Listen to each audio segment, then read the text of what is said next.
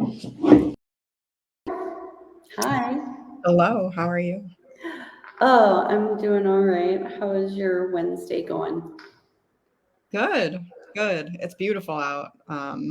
Very pleased with the weather. I have the windows open. I'm about to make chili, feeling the sweater. So I've got good vibes today. Sweater weather. Sweater weather. Yeah, it's soup weather too. I've been craving like crock pot um, with the windows open. Hmm. Well, Yeah, it's good to see you. Hi, welcome Patchwork World to a Wellness Wednesday. Um, we're excited you guys are here, and I'm excited to get to chat with Miss Andrea again because it's been a while. it's been a minute. Yeah, my team has been really fun to watch. So it's been cool that you've been interviewing them, and it's fun too, like to be able to see their offices. So like with Emily last week, she was able to kind of get up and pull off the wall, so you really get to see how they work, like as they're working. Like I want to do more just office tours. Like every time I get to look around, I'm like, can you show me? Can you can you take me to that corner? Can I see? I yeah. love it. Yeah, everybody's got their own personalities. They start off with a base because I love to do like the thrifting and just I hustle, right? Facebook Marketplace, thrifting, antique stores, and so I love to do that part. But then when the therapists kind of get in and put their own personalities on the rooms, it's really fun to watch the transformation. I think someday we'll do another Wellness Wednesday or live stream where you do a class on marketplace and thrifting, Oh, and sure. Yes. because you really have a skill for it. Like you have found some crazy, wonderful, amazing things. Yeah, it's been fun. I didn't really know that I liked to do this sort of stuff until I opened like the physical practice. I'm the type that I'm afraid to kind of commit to putting anything on the walls. Mhm. And I don't know why, but it seems outside of my house when it's my business, it's been a lot more easy. It's been a lot easier. It's So been that freeing. You've been able to stretch your creativity home decor wings, yes, for yeah, sure. and We you're good at it. can go to the store and I can, yeah. And you're good at it. Thank Like you. so, yeah. We'll have to do a class. You'll do it. That's, A get ready with me decorating an office. yeah, that would be fun. Would just see me on my computer, like scrolling the pages. It wouldn't be very exciting, but yes, It might be. You'll yeah. get, yeah. Well, anyways, that'll we have office tours and thrifting with Andrea on our list of events that people can look forward to. Coming But soon. as for today, let's touch base about this week and what's going on, and if there's anything on your mind. Yeah, I thought this is an issue that I've always dealt with. A lot of times I struggle with it more than others, but it's really about time management. And I just thought it might be interesting to talk about in the context of, mental wellness and wellness Wednesdays and things like that. So, And you planned that prior to us being 3 minutes late. You knew that we. yeah, well, we were supposed to meet earlier and, just life happened and I had to run to school to get my daughter and like that put us behind schedule. So a lot of times, a schedule is only, as good as, life lets it be. And then we had some technical issues, and like things just happen sometimes. Hmm. Yeah. Yeah. Well, fix it. How do we Yeah. I mean, right. That's what I thought you would tell me. I thought we'd come on and you would give me the solutions. Oh, well, you have come to the wrong place. Place, right. Right. Yeah. It is something that I personally struggle with a bit. I feel like I'm always 5 minutes late. Um, and as an example, like our therapy sessions are really 53 to 55 minutes. Like that's really what they're scheduled for. But what I've noticed with me is I do the 5 minutes in on the front end. So I usually go from, let's say I have a 9 a.m. appointment, then I'm coming in at like 9:04, 9:05, and then I go up to the hour or a few minutes over. So I think it feels like I'm late all the time to those things. But I think really just the way that I think about that in particular, it stresses me out more than it probably needs to. But that being said, I'm usually 5 minutes late to most things. So maybe the way that I do it is a coping mechanism where I just plan for it, and then it just becomes part of my routine is that we go 5 after the hour instead of 5 before. I drive my family a little bonkers because growing up in my family, we were always late for things. Mm-hmm. And so much so, I think that it left an impression on me that I hated being late. And Mm-hmm. so now that I plan the schedule, I always plan 15 minutes early. Mm-hmm. And so we'll show up to people's parties or events or things we're supposed to do 15 minutes before it starts. And my family's like, we didn't even have to be here yet. And I'm like, yeah, but we can sit in the car and wait for 10 minutes rather than be 10 minutes late, because I always over plan because I worry that I'm gonna, and then I end up wasting time, or have a different approach. Mm-hmm. Sure. And then maybe somebody like me who would come 5 minutes late, you would already be 15 minutes. And so that may be frustrating for you, you know, and that's sort of just how we have to think about negotiating the different demands in our lives too, like the different people that we work with, the different things that we have to do. You're a mom, I'm a mom, you're creative and you have lots of kind of work endeavors. You do a lot of different things and a lot of different ways. And so you also have to kind of think about all those demands and how personalities work and the work that you kind of have to do with other people. Even working with each individual therapist, I know that you have to be really flexible with, do you do the lives or do we need to kind of meet ahead of time? And so you're much more, I think, flexible and used to that. Me, I own a business, but I'm also a therapist and I'm a mom. I try to be involved in school. So we have these different identities that make us who we are. And I don't want to give up any of those because they all feel really important. But it is, balance in kind of the way that we are, just the way that our community and society works, that we are sort of on a time clock. Not quite so laissez-faire, necessarily. Well, yeah, and different jobs and different schedules don't always allow flexibility or allow people to make adjustments. Mm-hmm. Some things are set in stone, and you're either late or you're locked out. Right. Yeah, I feel I mean, and you're, a great point. I'm very privileged and lucky to be in the position where I am in, that my time errors can tend to be, made up for, where, people in roles that have to clock in and have to clock out, or, are dependent on, schedules. Let's say you're a bus driver or a train driver, like you can't, like you're messing with entire people's lives if you're, late to work or late to doing what you need to do. So it's, different levels of, the demands on you as well. And I think of like students too, like if you show up to class 5 minutes late, you're not just throwing off your schedule, but now your teacher has to, and everyone else has to adjust their, 5 minutes that they already put in. Mm-hmm. And it can feel, disrespectful in that way, where people feel unseen, or that other people don't care enough to make their commitments important to them. And it's hard as the person, like you said, if something comes up and you really tried to be on time to show up late to something, and to not feel guilty, or to not, Mm-hmm. Yeah. And, we're talking about sort of just your standard-ish day-to-day demands, right? We've got a lot of things that we have to do.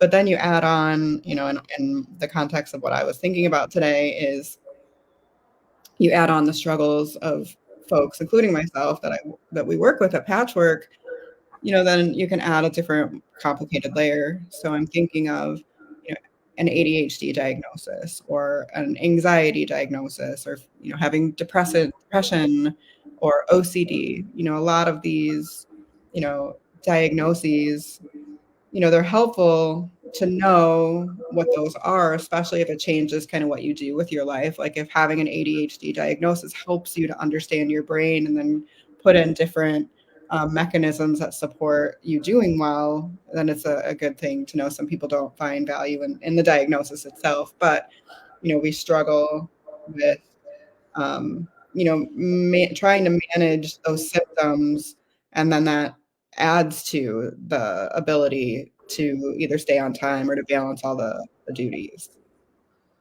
So knowing that you have these obstacles will help you plan better to support them and so that they aren't hindering to your progress. Sure. Yeah. I mean, and then there's times when it's a real detriment, and it's hard to sort of to cope with the fact that, you are impacted, by it, and that there is a bit of, humility and humbleness to have. And I have OCD, and that sometimes really it gets to where like you can't move away from whatever it is. You're kind of stuck in this loop, or at least I get stuck in this loop. And, I know that I need to hop out of it, but I'm not sure when or where, with this, just the rumination. And so that will make me late to other things because my brain isn't available. My bandwidth is only so wide. And so, for sure, I have my own process, therapy and, medication and, habits and behaviors. But at the same time, like I sometimes can't do it all. And so I think the things that I've been working on are really what to say yes to and what do I need to say no to, even though I would want to do it all. And then I think the other part that I really take away is being very generous in my understanding of other people. And if they're late, I'm okay with it. Now, if you were having a visitor that maybe would start an hour late when you're planning dinner, that's a little bit of a different situation. But even communication, is, I think, super helpful as a coping mechanism, and to have empathy really then can be a way that you take away from what you feel, is difficult for people. So in this case, if I don't get as frustrated if people are late or struggling with their time management as maybe somebody who doesn't have that or has the opposite, right? Like maybe you get more frustrated because you work so hard, to do it, and you have different kind of way of looking at it. Yeah, I have my own techniques for making sure that I meet my deadline. Would you say tools that I use or that I've put in place for myself? Because I know. What do you find successful? What do you use? Yikes. Well, I like to have a calendar and I like to know when my appointments are, but I also have found I like to actually schedule 5 minutes in between my appointments so that I can get to that next one, or even sometimes with like virtual meetings, even like this one, I might need 5 minutes to prepare myself, either whether that be mentally, like prepare myself to have a conversation that I need to have, or find an outlet so that I can plug in my device, like physically be prepared for whatever's about to come, so that I'm not distracted in the moment by the things that I wasn't prepared with. That's where you're coming a few minutes early really benefits, because you're coming on time to prepare yourself for the task that you have to perform. Yeah, but that doesn't always work. I know that's something I do. I try to over prepare, because then even if I fall short, I'm still falling within my scope, Mm. that my missteps aren't affecting other people. Mhm. I know when I used to do cosmetology, 100 years ago, and it's similar to like a doctor's schedule or even your schedule where you have a client coming next, and you can't always afford to be late because if you're late for one, then you're late for the next one, Right. then you're late for the next one. Yeah, for sure. Get your day off. And it's hard to make up or catch up. I mean, time isn't as forgiving, and that's very hard. So, having experienced that too in my life, I don't know, it was tough. Mhm. Different tools for different situations, It's, the calendar piece, again, I think my brain, I don't know, it just can't register technology as well. I have my EHR, my electronic health record system. That's where we do our video therapy sessions through. That has a schedule. I personally do better with paper and pen, so I have my desk calendar, and then I have the the Google Calendar for family stuff, and they do not all overlap beautifully. And so I find that I'm sometimes running. Like today, I had scheduled a training when I had an eye doctor appointment. So I was like, ooh, so I didn't get the CEUs. um, and because I had the eye doctor appointment on one calendar, and I had the work calendar had the CEU training, and it's just the calendars are hard for me. And if you have, like you said, different calendars for different things or different jobs that you do, getting them all on the same page, sometimes figuratively or literally, Yeah. is a task, and all that takes time too. That like you end up spending your valuable time just in the organizational and the prep of like making sure all of your appointments are in a row. Which is a great strategy, right? So taking maybe, 20 minutes on a Sunday night, if you have it to spare, to look at the calendars ahead of time and then to complete them and make sure that all three, in my case, I have three, look the same. Unfortunately, like I can't merge my work with my home calendars just because of, I have a HIPAA compliant uh, calendar, and I don't merge that, outside of that system. Um, but I could go through and, kind of add it to my calendar that I just have I'm blocked. And so that's been something that I've been trying to do to try and.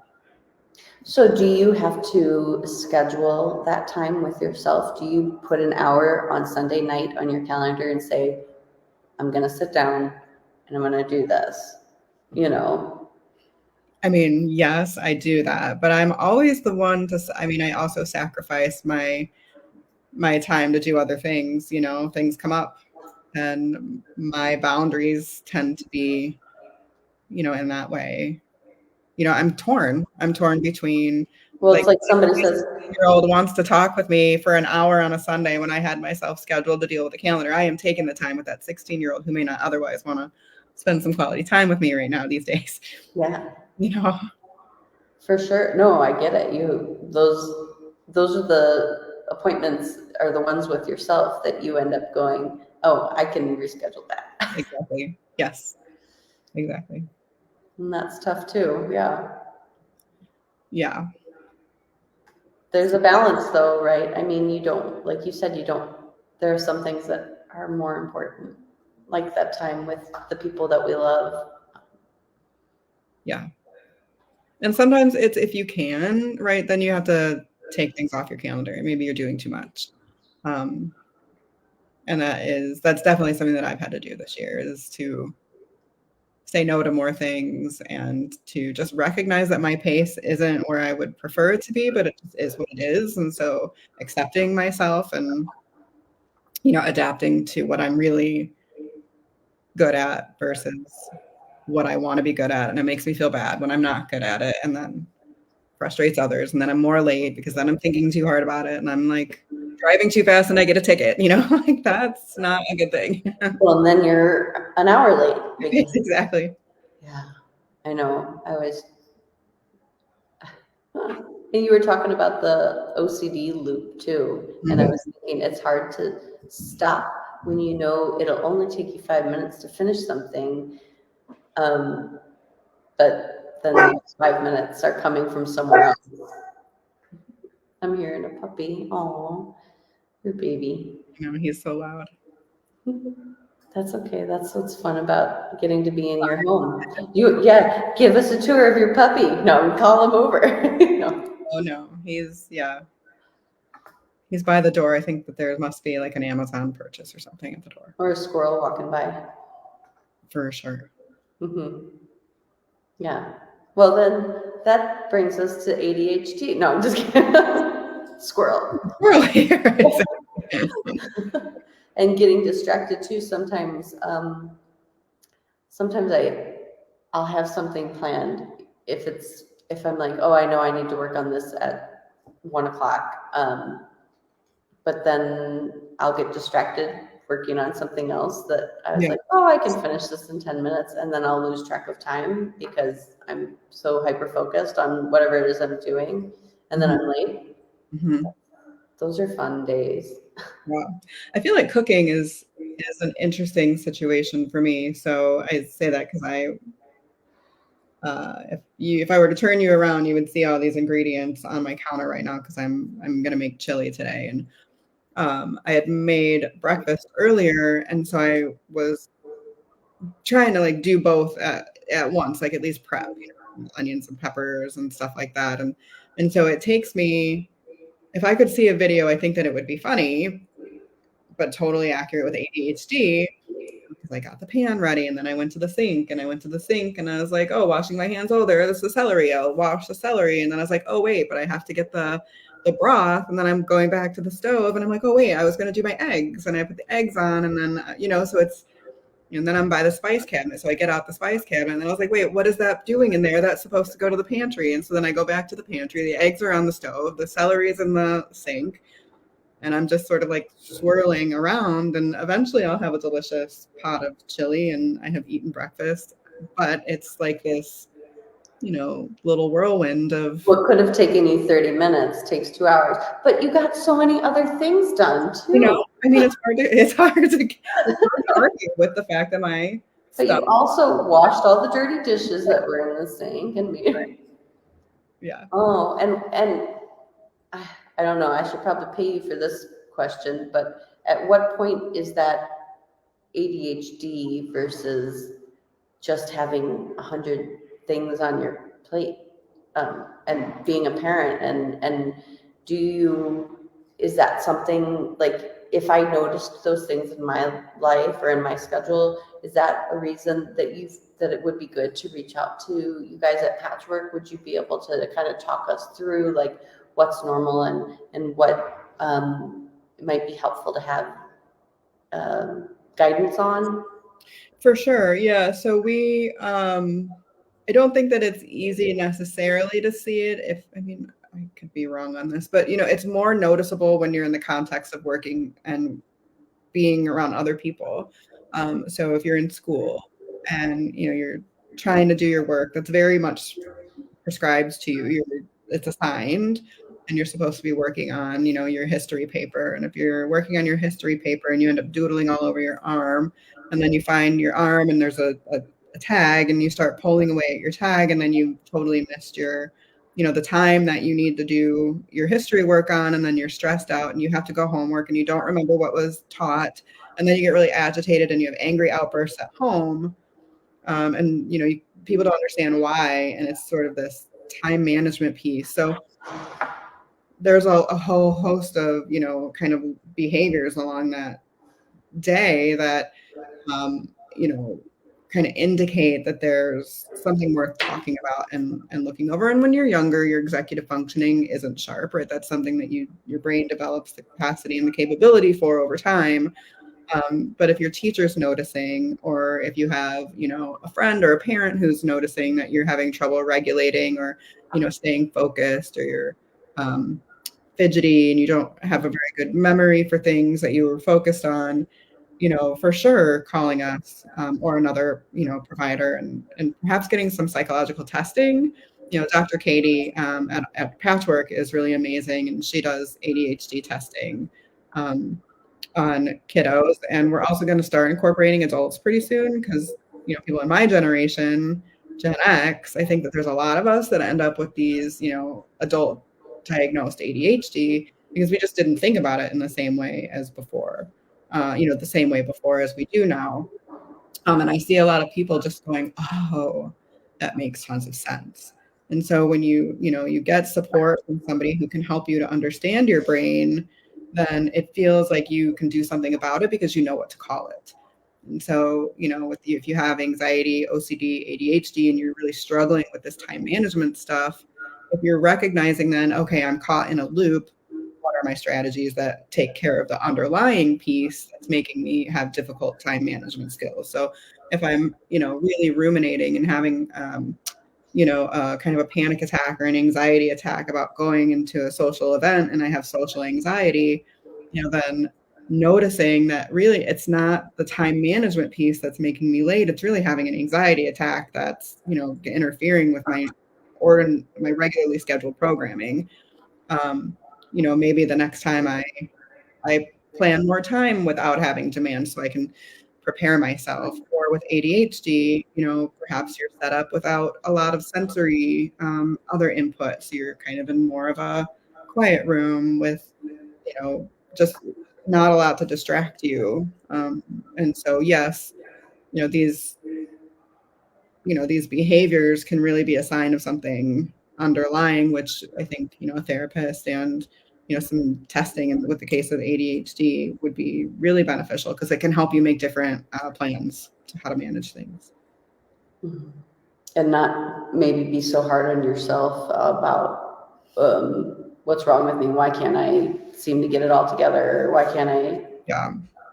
Why am I struggling so much in life when I'm trying, or whatever. Yeah. Yeah. And then the narrative can not be, like, oh, I'm the worst, or what's wrong with me. And it can really be like, oh, I'm noticing like my anxiety is really intense right now. And it's not that you would rather it be, it's not that you want it to be intense, but recognizing that that is what it is right now. You can kind of take a step back and manage taking deep breaths, or, going and washing your hands in cold water, smelling an orange, like something that can really change your sensory experience and help snap you out of, that loop. Maybe you don't go with your hair done the way you wanted it to, but you look good enough and you're presentable, right? So you can then take away some of the demand on yourself, even though you'd rather have your hair done a certain way. And that's, just a kind of a lighthearted example, but what are you trying to say? Did you notice? no, it's more of a yes, it was about you. Sometimes you get what you get, but I'm on time. Right, exactly. That's funny. Oh man, yeah, that's really good. I appreciate that. Yeah.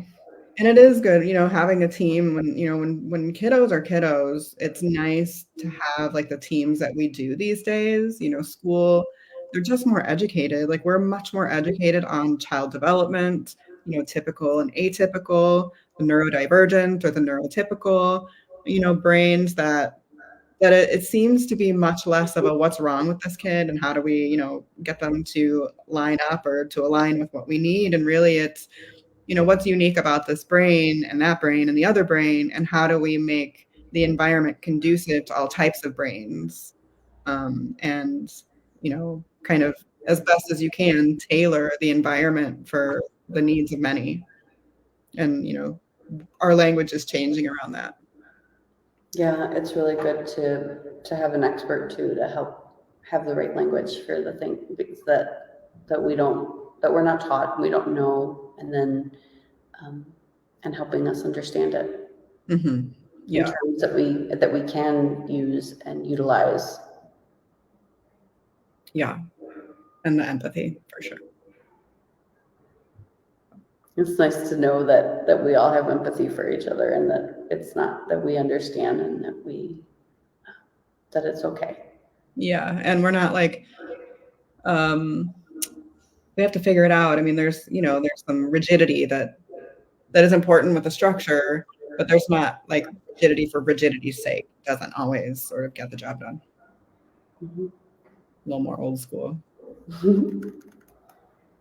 Well, thanks for taking time out of your day. Yes. To make this happen. Well, I appreciate us scheduling the few minutes beforehand so that we could kind of be prepared coming into this talk. So I think that's teaching me that that's really helpful.